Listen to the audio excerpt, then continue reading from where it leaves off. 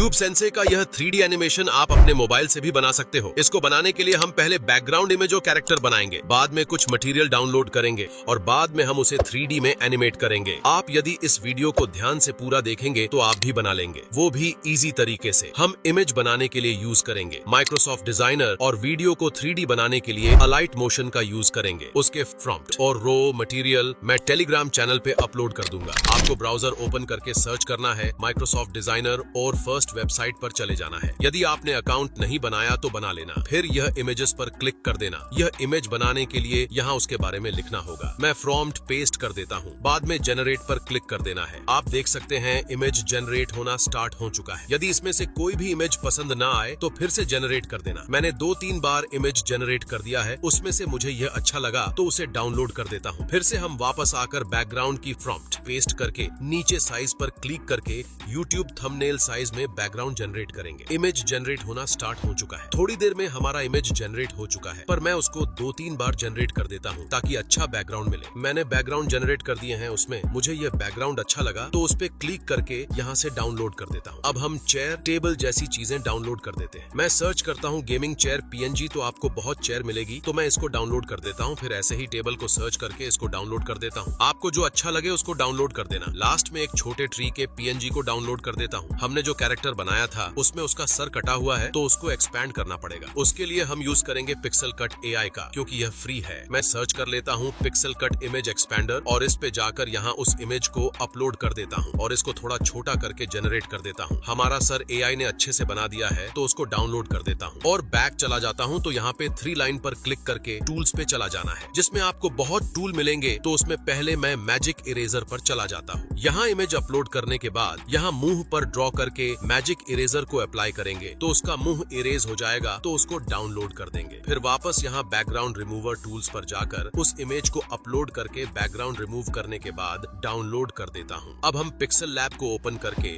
यहाँ प्लस से उस टेबल को ले आएंगे जिसको हमने डाउनलोड किया था। उसकी साइज बढ़ाने के बाद उसको बीच में लाकर रख देंगे और उसको लॉक कर देंगे। हमने जो छोटा ट्री डाउनलोड किया था उसको ऐड करेंगे और उसकी साइज को कम करके उसको अच्छे से टेबल पर एडजस्ट कर देंगे। फिर उसको जूम करने के बाद यह ड्रॉ पर जाकर ब्लैक कलर लेने के बाद नियॉन इफेक्ट को ऑन करने के बाद ब्लर को 5 पर सेट करके यहाँ ट्री के नीचे शैडो ड्रॉ कर देंगे और बाद में उसको पेड़ और टेबल के बीच में रख के इस इमेज को ट्रांसपेरेंट करके अल्ट्रा HD में सेव कर देंगे। अब हमारा काम बाकी है उसको एनिमेट करना। इसके लिए अलाइट मोशन को ओपन करके एक नया प्रोजेक्ट बना लेना है। यहाँ प्लस के आइकॉन पर क्लिक करोगे तो यहाँ दूसरे नंबर पे मीडिया पर क्लिक करके जो हमने बैकग्राउंड इमेज बनाया था उसको इंपोर्ट कर देते हैं। आपको मूव एंड ट्रांसफॉर्म पे चले जाना है। यहाँ आपको X एक्सिस, Y एक्सिस और Z एक्सिस मिलेगा, जिसको मैं आपको समझा देता हूँ। हम X और Y एक्सिस से इमेज को ऊपर नीचे या राइट लेफ्ट कर सकते और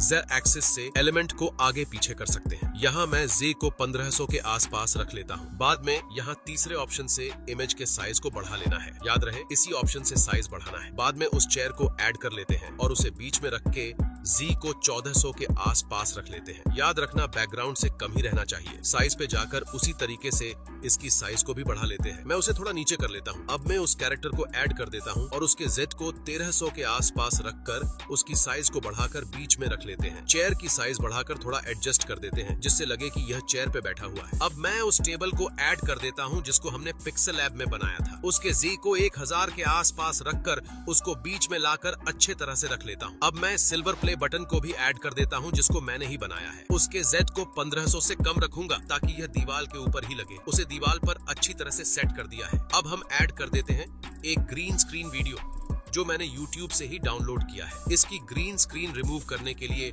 हम यहाँ इफेक्ट पे जाके ऐड इफेक्ट से इस क्रोमा की इफेक्ट को स्टैंडर्ड सेटिंग्स में ऐड कर देते हैं। यहाँ पहले ऑप्शन थ्रेशोल्ड को इंक्रीज करेंगे जब तक कि हमारा ग्रीन स्क्रीन अच्छी तरह से रिमूव हो जाए। बाद में जहाँ से ये बोलना शुरू करता है वहां तक जाकर उस एक्स्ट्रा पार्ट को कट कर देते हैं और उसकी टाइमलाइन को आगे तक खींचकर बराबर कर देते हैं। बाद में हमने कैरेक्टर के Z को जितना रखा था उससे 1 या 2 कम इस वीडियो का रख देते हैं। बाद में उसके साइज को कम करने उसके मुंह पर अच्छे से सेट कर देते हैं। हमने जितने भी चीजें ऐड की है उसके टाइमलाइंस को कम से कम 5 सेकंड तक रखकर सबको बराबर रख लेता हूँ, लाइक दिस। आप देख सकते हो हमारा वीडियो कुछ इस तरह का बन चुका है। फिर हम प्लस पर जाकर चौथे ऑप्शन पर जाकर इस पहला ऑब्जेक्ट कैमरा को ऐड कर देते हैं। हम यहाँ क्लिक करके यहाँ से कैमरा व्यू को ऑन कर देते हैं। अब हम मूव एंड ट्रांसफॉर्म पे जाकर फर्स्ट में एक की फ्रेम और लास्ट में एक की फ्रेम ऐड कर देता हूँ। हम फर्स्ट की फ्रेम पे चले जाते हैं। हम यहाँ मूव करेंगे तो यहाँ 3D एनिमेशन दिखने को मिलेगा। हम Z को -280 के आसपास रखकर X और Y से कुछ इस तरह सेट कर देते हैं। हमारा वीडियो कुछ इस तरह का बन गया है। तो हम उसे और अच्छा बनाने के लिए दोनों की फ्रेम के बीच में इस ग्राफ को ऐड कर देता हूँ। तो अब हमारा एनिमेशन स्मूथ होकर कुछ ऐसा बन चुका है। अब हम उसे एक्सपोर्ट करने के बाद सेव कर देते हैं। आप यदि इमेजेस के फ्रंट और मटेरियल डाउनलोड करना चाहते हो तो मैंने टेलीग्राम चैनल पे अपलोड कर दिया है और उसका लिंक डिस्क्रिप्शन में मिल जाएगा।